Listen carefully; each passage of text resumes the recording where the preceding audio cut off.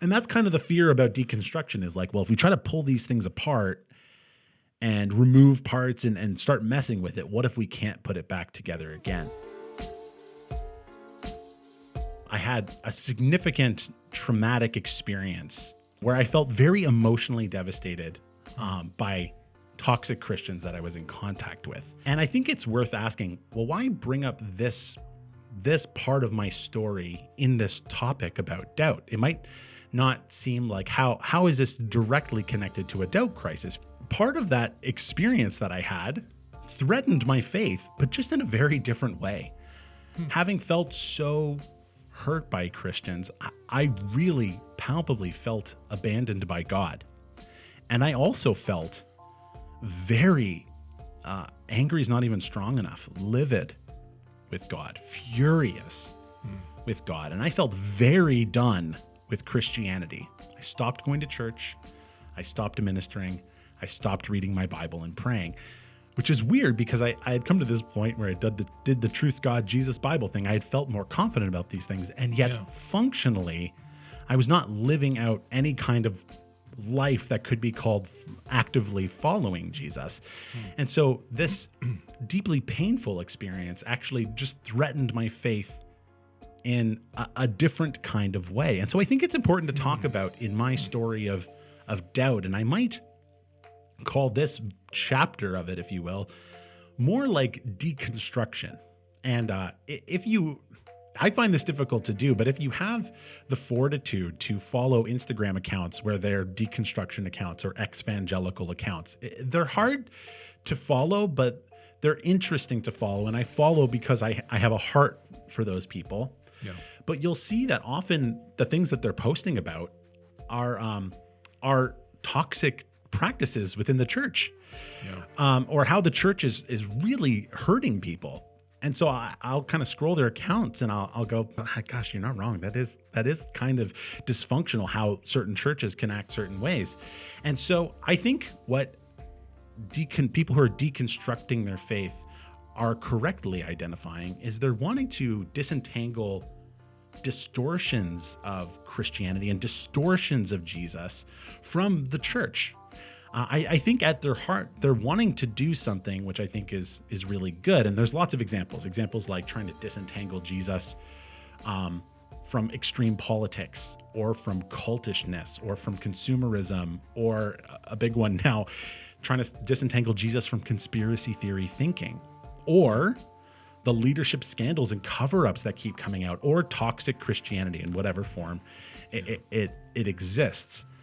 I think when people are deconstructing their faith, if they're told that you can't separate those things from Christianity, like you're not supposed to separate consumerism from Christianity, if they're told that, or even if they're told, no, those things are Christianity, that can actually have people losing their faith and stop following Jesus.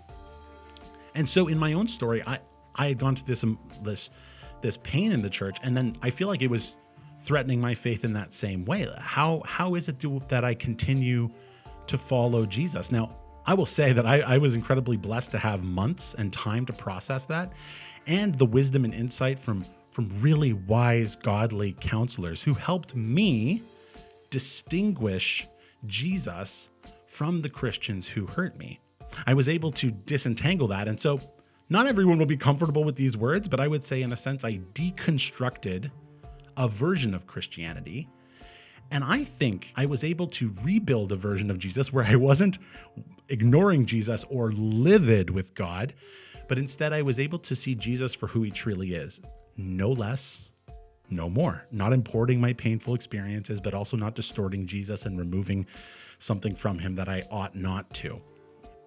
Well, I mean, as I think of the history of the church, I think this has been a perennial problem for the church of Christians, the church, adding to Christ or adding on top of what is true Christian faith.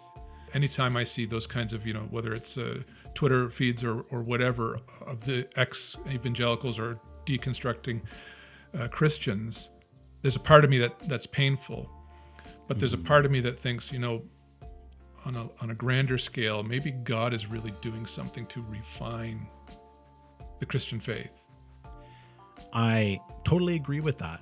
I think that's exactly it. And it sounds like, I remember as a teenager, I watched something on TV and some guy took apart electronics and he learned all about it and put them back together again. I'm like, that's so cool. So I took my alarm clock and took it apart and had to buy a new alarm clock because I don't know how to put these things back together.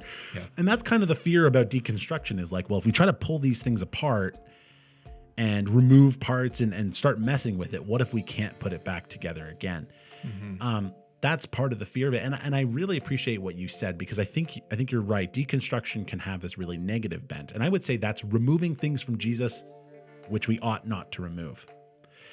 And I say it's almost like a spectrum. The other side of the coin is that good deconstruction would be removing things from Jesus that we ought to remove from him.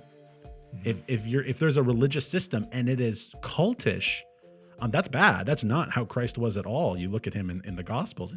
He wasn't a cult leader. And so we ought to remove that kind of thing from how Christians express their worship.